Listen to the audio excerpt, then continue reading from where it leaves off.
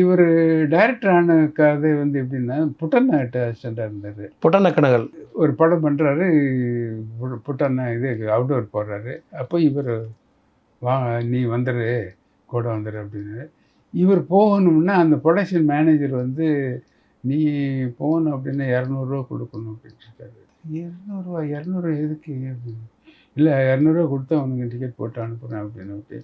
ஐயோ நானே சாப்பாட்டுக்கு கஷ்டப்பட்டுட்டு இருக்கேன், என்கிட்ட 200 இருந்தால் நான் எதுக்கு அப்படின்ட்டு சரின்னு போகலை, விட்டுட்டார். போகாமல் இங்கேயே இருந்துட்டார்.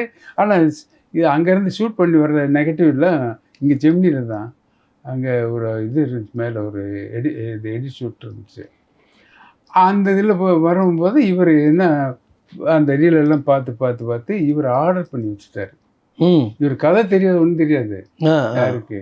பாரதிராஜா சாருக்கு கதை இது தெரியாது, ஒன்றும் தெரியாது. ஏதோ சரி இதே தான் யூகத்தில் ஆர்டர் பண்ணி வச்சுட்டாரு. இவர் படம் முடிஞ்சு அங்கேருந்து ஷூட்டிங் முடிஞ்சு வந்து படம் பார்க்குறேன்னு யார் ஆர்டர் பண்ணது அப்படின்னு. நான் சார், உனக்கு எப்படி கதை தெரியும் அப்படின்னு. இல்லை ஒரு யூகத்தில் இது அப்படின்னா. ஏன் நீ அப்படி ஒரு வரல அப்படின்னு. இல்லை என்கிட்ட காசு இல்லை சார், அதனால் நான் வரல. காசு இல்லையா? இல்லை மேனேஜர் சார் வந்து 200 கொடுத்தா நான் ஒன்று அனுப்புகிறேன் அப்படின்னாரு. என்கிட்ட பைசா இல்லை, அதனால் வரல அப்படின்னு கூப்பிட்டு பம்பாட் பண்ணிட்டார். மேனேஜரை கூப்பிட்டு திட்டார். அப்புறமேலு நீ இதுக்கு முன்னாடி என்னென்ன பண்ணியிருக்கு அப்படின்னு. இல்லை நான் எதுவும் பண்ணல, யார்கிட்டையும் அசிஸ்டண்டாக இருந்தேன். இல்லை நான் ட்ராமா போட்டுருவேன், நான் கதை எழுதுவேன், இதுக்கு ட்ராமா இது பண்ணியிருக்கேன் அப்படின்னு. அப்போயே அவர் இது நினச்சார், பெரிய டைரக்டர் ஆகிடுவார். எப்படி இது வந்து நீ எனக்கு கதையே தெரியாமல் ஒரு ஆர்டர் எப்படி வந்து இந்த படத்தை நீ வந்து ஆர்டர் பண்ணி வச்சேன் அப்படின்னு. அவருக்கு அவ்வளோ ஆச்சரியம். புட்டண்ண கனகல் அவர் பெரிய டைரக்டர், அவார்டு வின்னர் அவர்.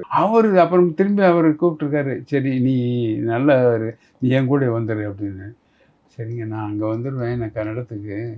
எனக்கு தமிழ்நாட்டில் கொஞ்சம் பேர் வாங்கணும்னு ஆசைப்படுறேன், நான் தமிழ்நாட்டில் இருந்தேன்னா நல்லா இருக்கும் அப்படின்னு.